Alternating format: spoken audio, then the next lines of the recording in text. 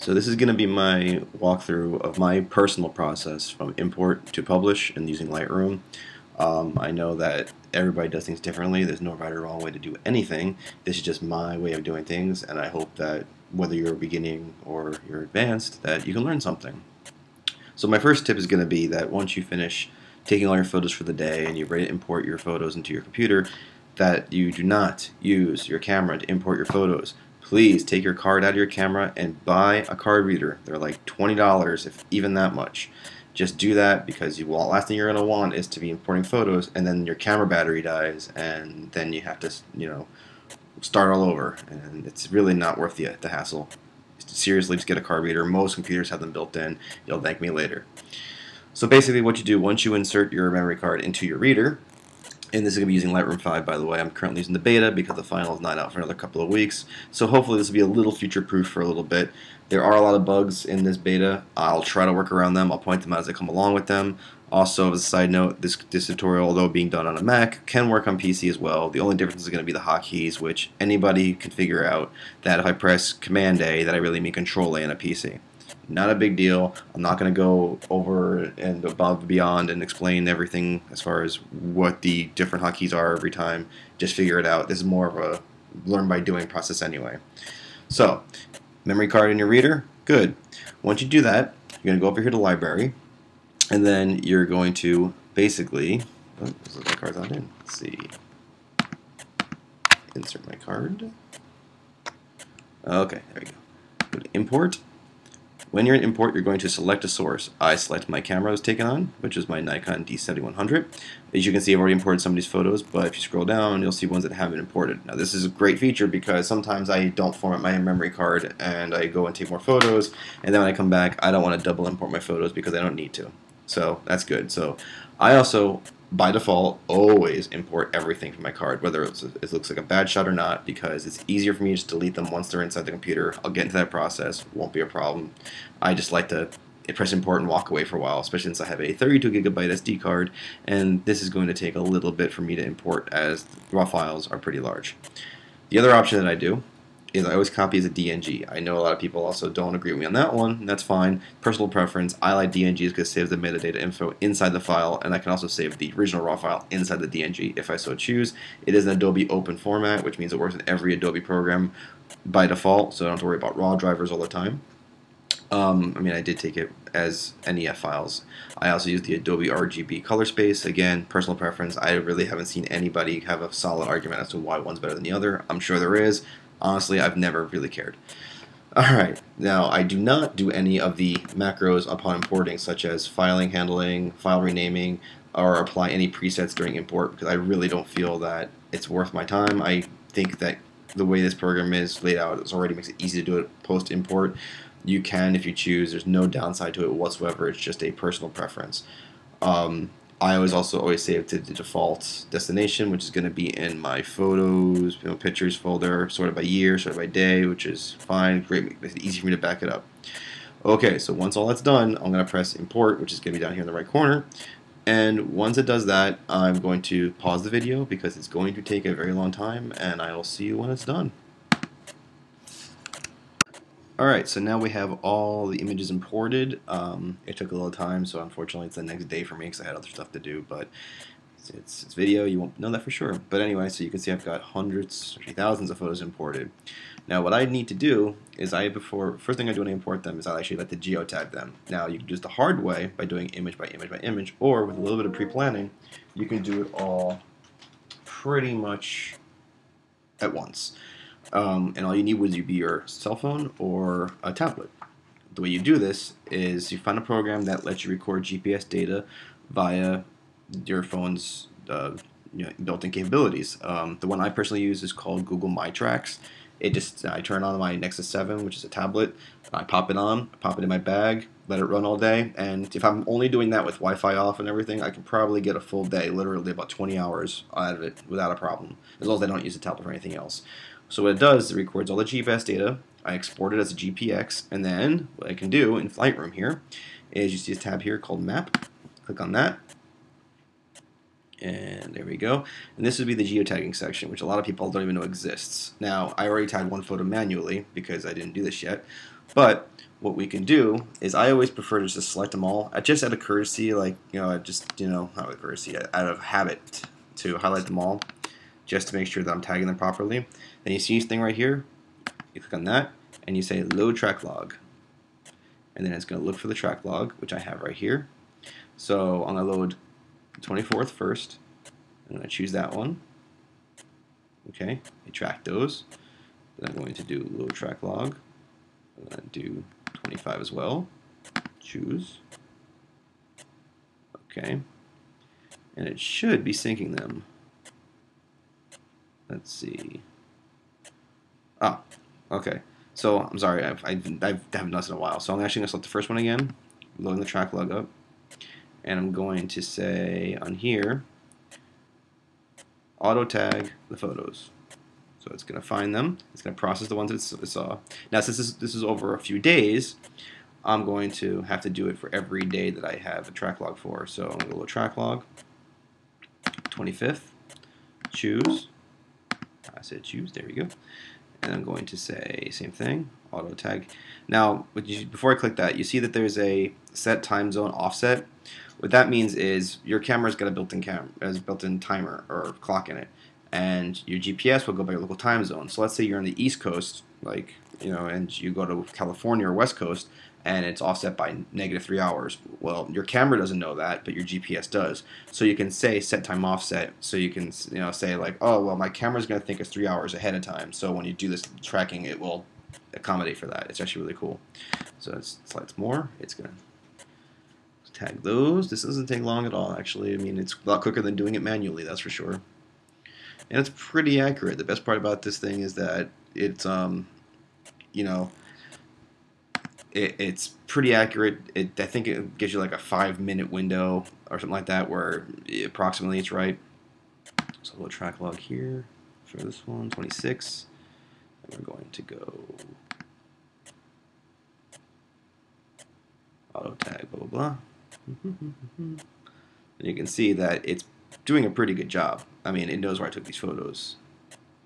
I mean, it's pretty accurate. I like that. Alright, so let's go. Last one, I think, would be the 27th. And then we're going to go here. And we're going to say, oops, wrong one. We're going to go here. We're going to say auto tag. And I think that one I didn't have a full day of. I think my tablet, I forgot to charge it the night before. But it did tag a bunch. And you can see that it's pretty, even on the Safari, I mean, it got them. And then, you go here. I love this function more than I can even express, just because it really makes my life a lot easier when it comes to tagging these photos. Because honestly, this is the biggest pain I think when I'm doing stuff. But I'm getting pretty close here.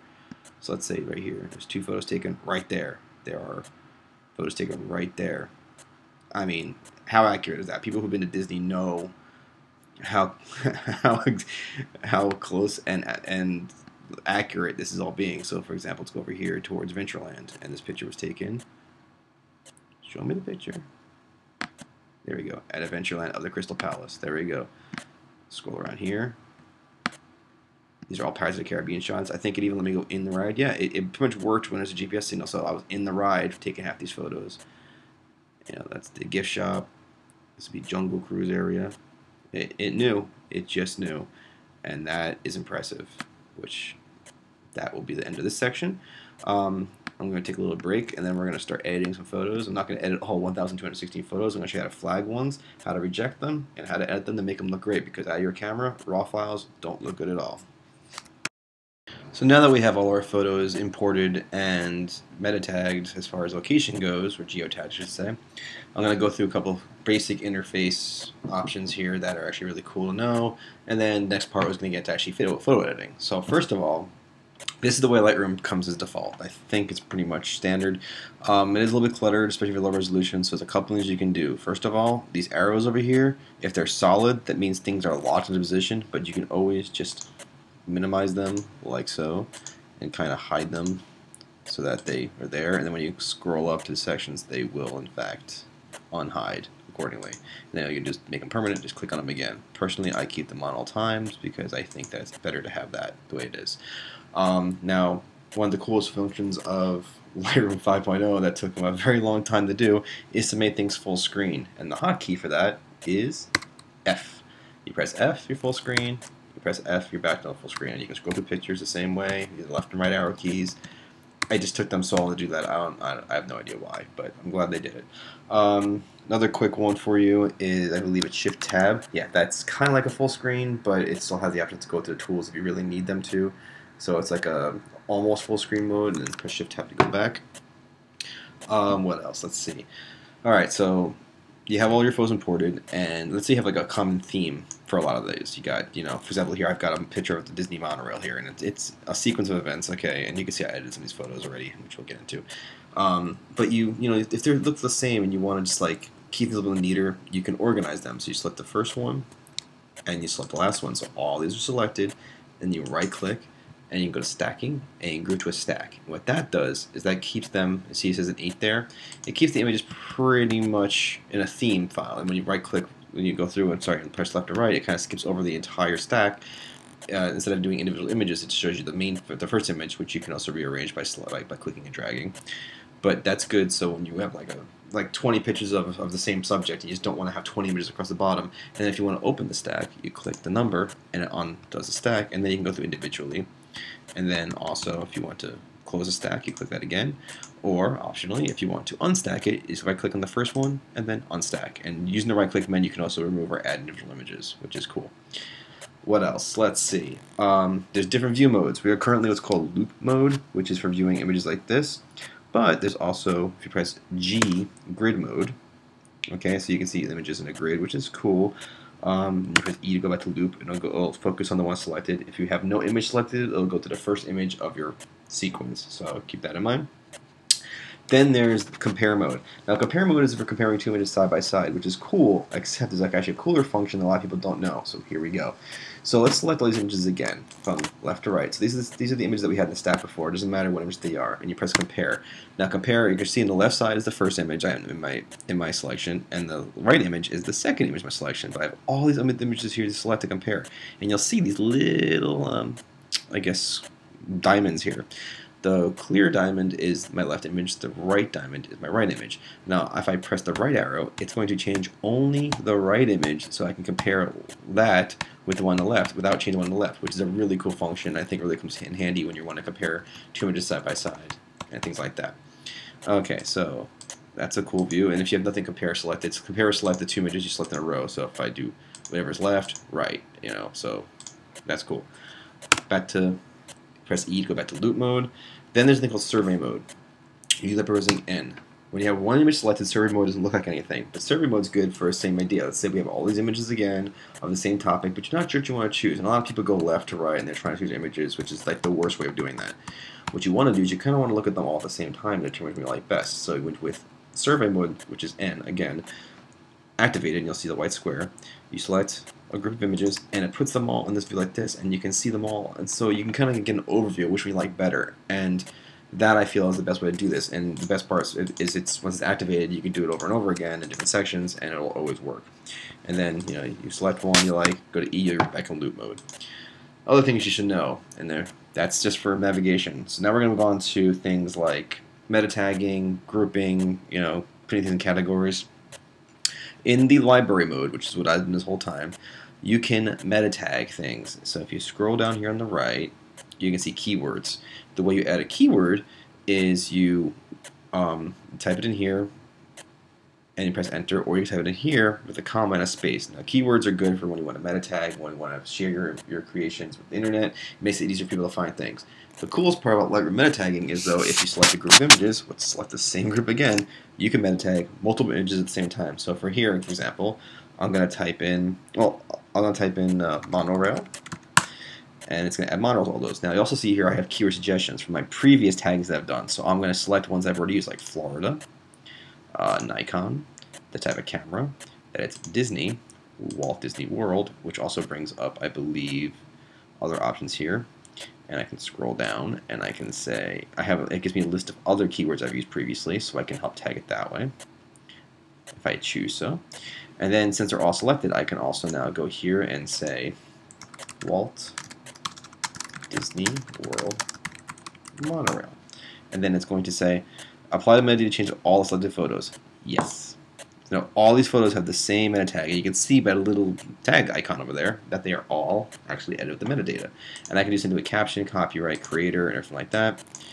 And the other cool thing is that it also gives you, since they're all the same camera, taking the same idea, like it gives you the data there. You could also sync the settings, auto sync them with all the images in the. They link them together, so when I change one, change the rest. I never do that, so I'm not going to walk you through that. If you want to learn it, there's plenty of videos on the internet that'll show you how to do it. The other cool option here is you right-click, and you can add a rating to them if you like them. So 1 star, 2 star, up to 5 stars, and it kind of gives you an idea of if you want to, your better photos get a 5, your worst photos get a 1 star, and then you can sort them by how good they are. You can also do a color rating. Now, I personally do color rating as accordance to what color things are in the image. So this one actually is a picture of monorail green or lime, whatever, and you press green. So now they're all going to green, so when I have to look for a green themed image, hey, look at that, there's my monorail. And for example here we got blue, so right click and I can set color label and I'll do blue. And then I have blue, which actually makes it real easy to find what I'm looking for. Other options, lets me think here. There's so much to cover. Oh, how about flagging, unflagging, rejecting? So you go through all your images and you're going through them, and you're like, I like certain images, I don't like others, and I want to keep certain images. So you look through them, and it's like, oh, I like this one, don't like this one.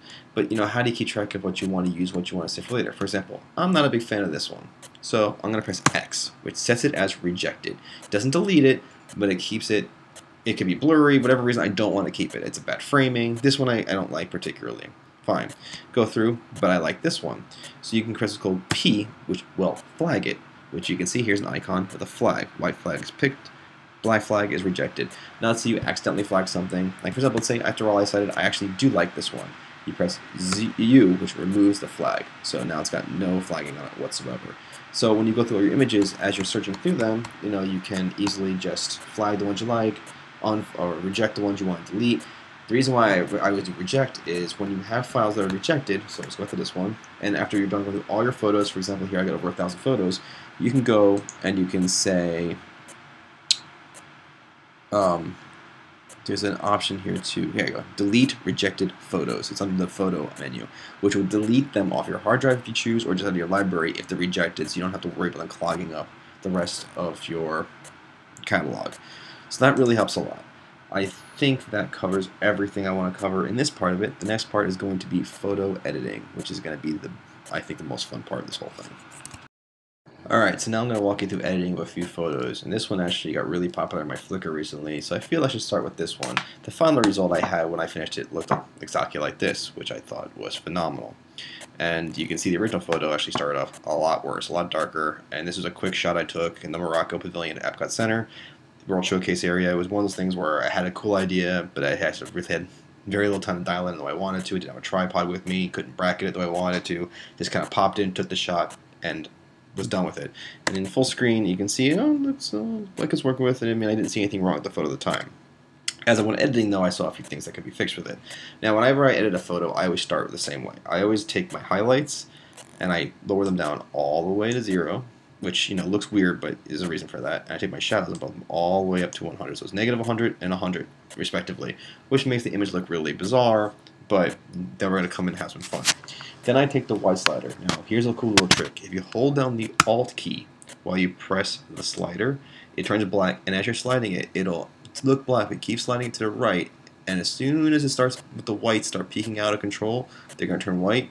When you reach a certain level, you're going to see that you get like a little, blown out section there. Let go, bam, fine.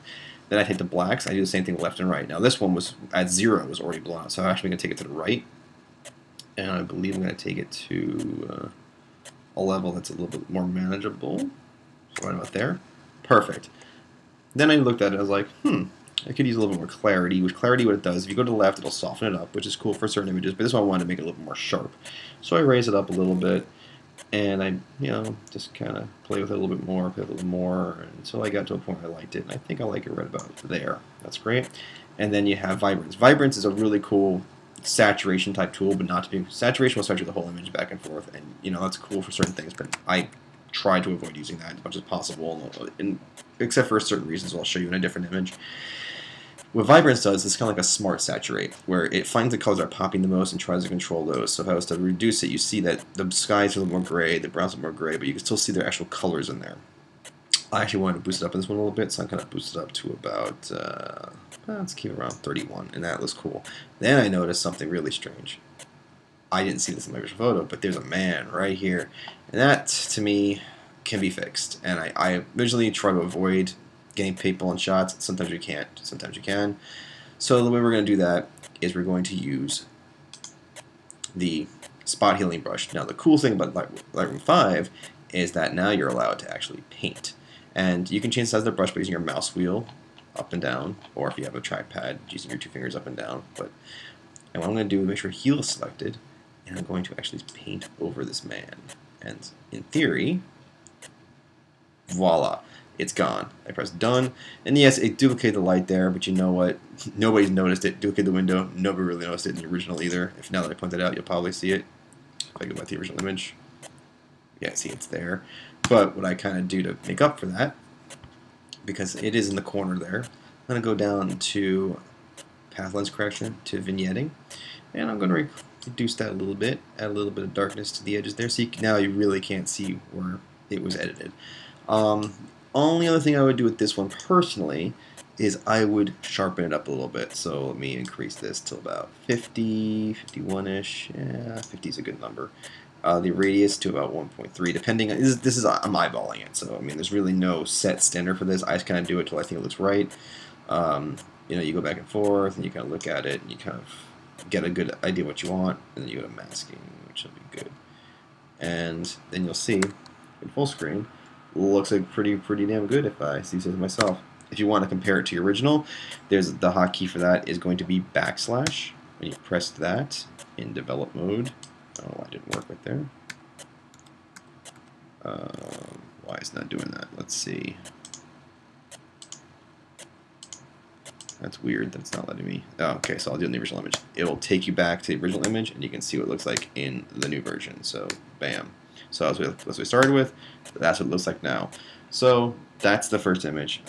Next one, I'm probably going to do a much more traditional shot outdoor, and hopefully you guys appreciate that one too. This is all just my way of doing things. I know people are going to say I'm doing things wrong, or maybe doing things a little bit differently. But again, the only thing I would also probably do with this one is reduce the noise, but I think the noise works in this one. So we'll move on to another image in a minute. This is another image that I edited on my Flickr that the original, the finished product looks a lot like this, which is, pops out right at you, I feel. The original was a lot more dull. I mean, it looks a little bit overexposed, looks like it's got a lot of dark spots, but we're going to fix all that right now. I also should mention that I always shoot in RAW, even though it's a DNG, which is a digital negative format of Adobe. I would say that shooting in JPEG is a waste of your time. I know a lot of people think it's not a big deal, but it really is, because you can do a lot more as far as getting what you want, your final result, if you actually shoot in a format such as RAW, because you can actually edit it and do what you need to do. Okay, so to start with this one, I'm going to take my usual, I'm going to take the highlights down, shadows up, and that makes it look a little bit kind of funky, but we're going to work with it a little bit more. I'm going to take my Alt key, hold it down like I did before, select my whites, and I'm going to increase these gradually to the point where I'm happy. Now you can see that I'm keeping it a little bit higher than the peak point, because the part that's peaking actually is the sun, and therefore it's going to look a little bit washed out regardless. And then I'm going to take the same thing with the blacks, and this time I'm actually able to go negative, because you can see there's a lot more to work with. And I'll actually take it down to about negative 20 or 19. It already looks a lot better, but I think it'll use a little bit more work. In this one, I'm going to raise the exposure actually a little bit, probably about a little bit just to boost it, because kind of want to make it look like we are heading towards the sun. That works out very well. And then I'm going to lower the contrast down. Now when you raise the contrast, it makes things look a little bit weird, very sharp. But I'm going to lower it down a little bit, because when you lower it down a little bit, it kind of softens it up and makes it look a little bit more surreal, which I love that effect. I'm going to go into clarity here, and I'm going to kind of boost up a lot to kind of like add a little bit more like gritty details to it, which is really cool in my opinion. And then the vibrance, I'm going to take it up and I'm going to boost it about there. So I mean, I think that's already a good start. And I don't think it's going to get any sharpening. I think the sharpening actually works the way it is. So all we have to do now is just go down to vignetting and add a little bit of vignette. I go about 24 on that one, and there you go. And you can see that looks pretty good. And then you got this one. You see the original and the after, and I think that came out pretty good. And you can see it doesn't take long to do these things. I never use presets. I try my best to do things manually, image by image. I feel that the more effort you put in one by one, the better your output image is going to look in the end. I'm going to do a couple more for you, and then I'll probably wrap it up, show you how to export, and hopefully you'll learn something. This one was a little bit of a mess. I kind of did the same thing I've done before, where I was just walking through the area, thought something looked cool, try to guesstimate my settings, and just snapped off a picture. And I kind of thought it wasn't as bad as I thought it was originally. It could have been a lot worse. But what I wanted to do with it is I wanted to make it look a little more artistic. I think the angle I have and the barrenness of the people makes it look like it should be a little bit more dull looking. So I decided how to tackle it, and I did my usual start with the shadows down, highlights to -100, shadows to +100, and I started to get an idea. I was like, that actually brought a lot of detail, and it makes it look like it was not taken at sundown. It looks like it was taken a little bit like on a gloomy day, which is like, that kind of works out for me. So I did that. Then I did the usual white balances, press the Alt key and hold it down while I slide this up to about, I brought up as much as I can because the lights were a little bright in that one. Then I did the same thing with the blacks, but the other way. Brought it down to about, I wanted to hide a little bit more, so there we go. So that kind of helped me boost what I wanted to originally, but I thought it was a little bit underexposed, so I wanted to raise it up a little bit. So I brought it to about give or take, let me see, try to see who would work for me. Seems that 65 is too much and 55, there we go, 60 works, perfect, okay. Then I wanted to soften up a little bit, so I used the contrast just a little bit, just to kind of keep things a little bit softer. Then I was like, it's still a little bit too colorful to me, so what was I going to do to make it better? Well, I decided to take the vibrance. Now remember I told you earlier that you can lower the vibrance as well as raise it. Lowering it will keep some of the color, but kind of make it a little bit more softer. So I'm going to lower it down a whole bunch here to about 65, 67 works. And you can see already the look I was looking for is starting to pop out a little bit, where there's some color coming through. Looks like it was taken a different part of the day. It looks like it was a rainy day. It actually wasn't. It was actually a very hot and beautiful day out, but that kind of worked out with this image. Gonna raise the clarity up just to add some kind of punch to it, which, bam, that worked for me. What else did I do? I'm trying to think what else would work with this one. Let me scroll down a little bit here. Sharpening. I'm going to sharpen it up a little bit. I think I could use it a little bit in this one, so let's raise that up. The amount, the radius, I'm going to keep it 1, detail 25, just to add a little bit of sharpening. But I also notice there's a little bit of noise in here, which you can kind of see if you make it full screen. There's noise in the ground, noise in the people, because I did take it a higher ISO. So how am I going to fix that? Well, the noise reduction, which I think is the first time we're diving into this one. Well, noise reduction in Lightroom is actually really good. It does soften up a little bit, but if you're careful with it, if you use it in moderation, I think the results are pretty good. So I'm going to keep luminance about 20, details I'm going to keep around 50. Color, everything else the way it is. That's perfect. As usual, I'm going to add a little bit of vignette to this one, but I'm going to change it up a little bit. Going to add the vignette, and I like a lot of vignette in this one, but I think it's taking away too much from the image. So in Lightroom 5, they added some more functions here for the vignette. So you can change the shape, and you can change the amount without changing it too much. So I'm going to take the roundness and I'll reduce that. So you can see what it's doing. It's making it more of a square more than a circle. So it's taking away less in the image but keeping the edges dark. And then you got the feathering. The more you feather it, the more it's going to blend from one to the other. Because right now it looks a little bit harsh. So I'm going to raise the feathering to about 75. It's like 25% more than what I had. And there you go. I think that image actually came out really good. It changed the feel dramatically from what it was when I started. I mean, you can see that's what we started with, and that's what we get at the end. You can clearly see that it's night and day, no pun intended. I think it's a great contrast, and I think it kind of adds to the feel. And again, it's all up to you. It's all artistic. It's all how you vision the image. It's how you want it to be in the end. There's no right or wrong way to do things. There's no right or wrong way to edit an image as long as the end result is what you want. It makes you happy. I think I might do one or two more, and then we're going to move on. This image was taken inside of a hotel in the morning. As you can see, I'm facing the sun. Inside's dark, outside's bright. Since it was in RAW, I knew that I'd be able to fix it a bunch. So I decided that I would use this image to show you guys an example, because I'm going to touch on something that I have yet to graze on with these tutorials, as I'm mostly staying inside the basic section for now. So to start off, I'm going to do my usuals, lower the highlights down to 100, shadows up to, so negative 100 to 100. That's, you can see right there, all the way to the left, all the way to the right. Hold down the key for my whites, raise them up a bit, so I can start seeing some peaking going on there, which right about there is good. And I think my blacks, when I collect them, they're already kind of peaking out. You can see on the left side over there, so I'm going to raise those up a little bit just to reduce the amount that they're peaking, like that. Then I'm going to raise the exposure a whole bunch because I want to show that there's actually,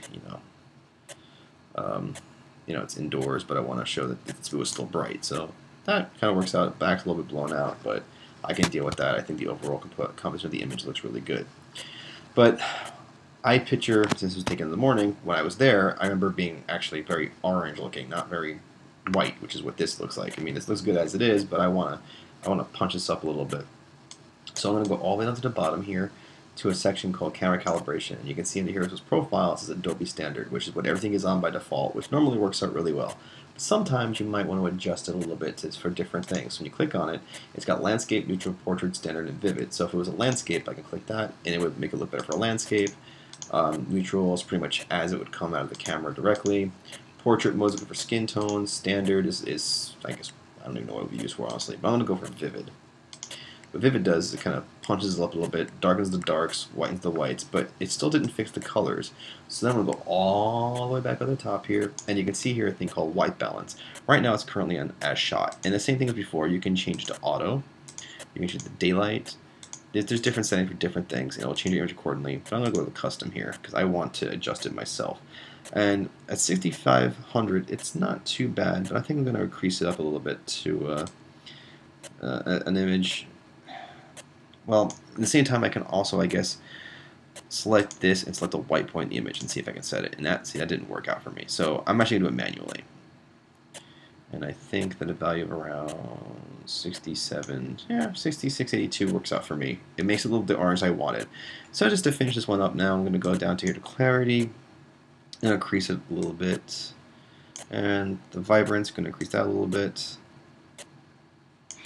And it looks a little bit, not too bad actually. I think that if I go down to my usual, my sharpening and increase that, there we go, increase my radius a little bit, increase my detail slightly, my masking, which will kind of like make it so it looks a little bit better. Gonna go back down past here, back to my vignetting, and let's keep that the way it goes. Alright, I think that worked out.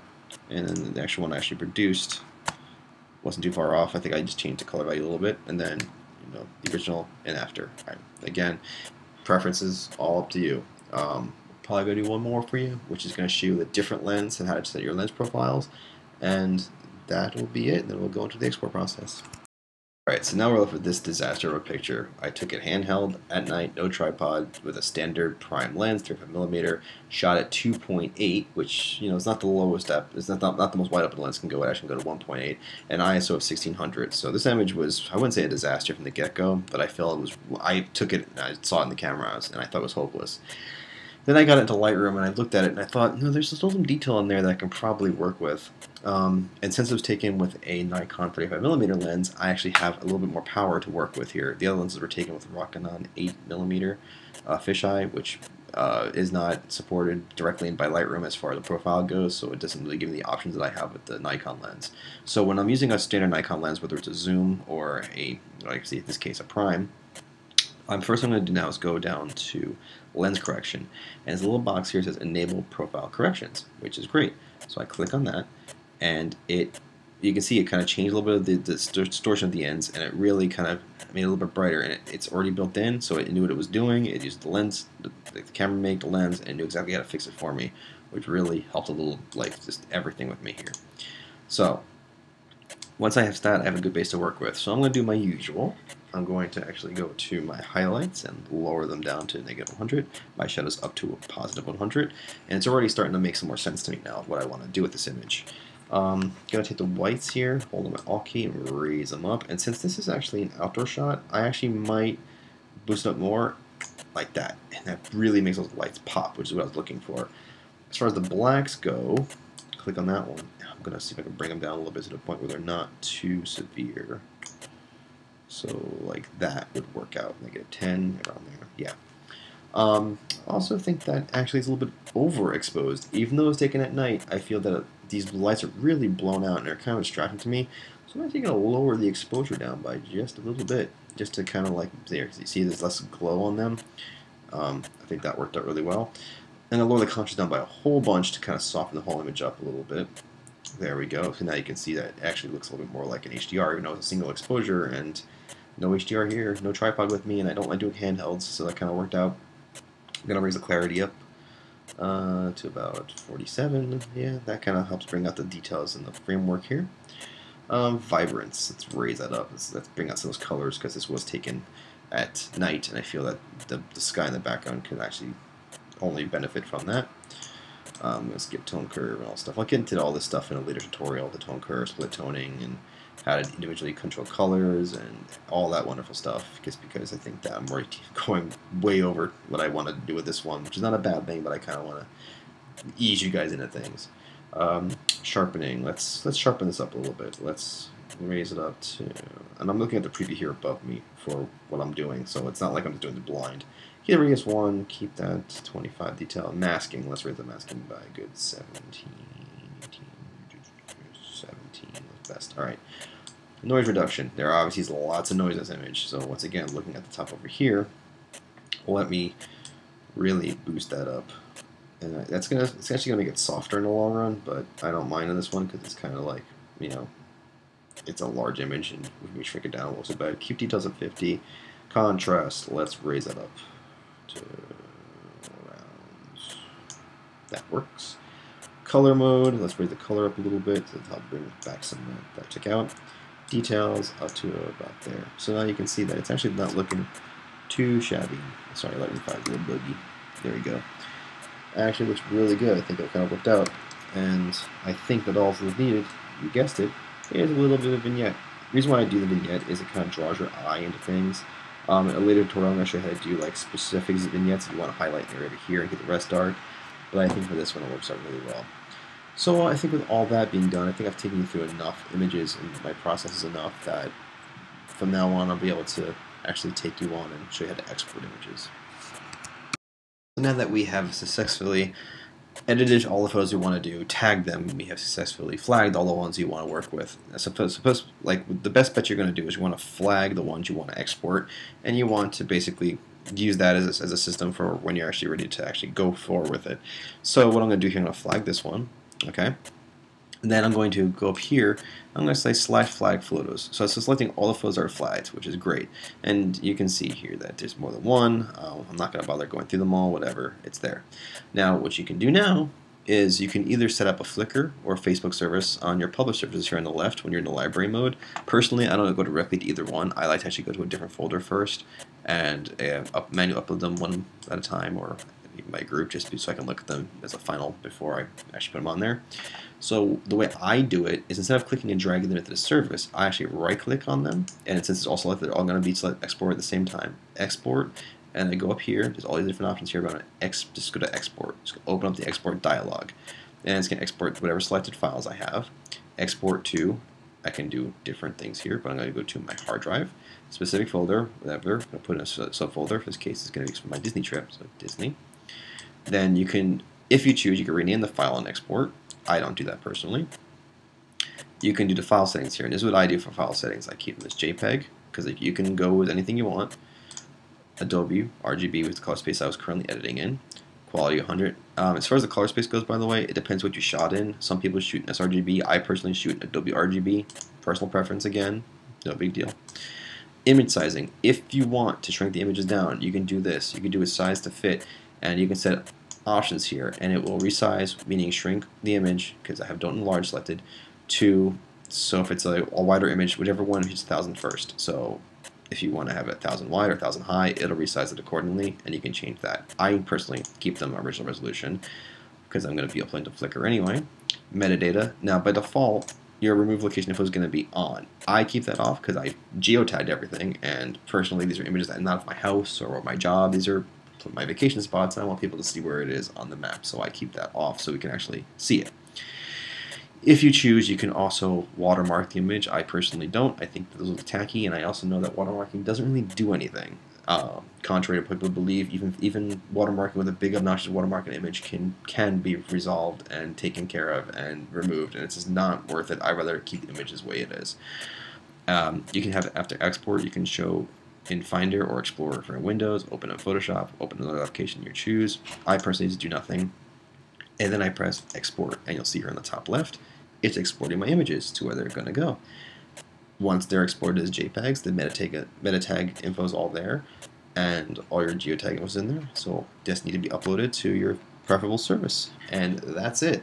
Look forward to doing more tutorials for you guys, more advanced editing. I'm going to try to keep the rest shorter from now on and kind of show you the process that I would go through for specific images, to retouch specific situations, specific lenses, everything that possible, and actually dive into Photoshop and color effects, other things, other programs that I use in my day-to-day operations. But hopefully you learned something from this one. This is a first trial run. I don't know how good it is. I'm sure I'm going to get a lot of negative feedback on it, but that's how we all learn, myself included. So that's it for now. Hope to see you again soon.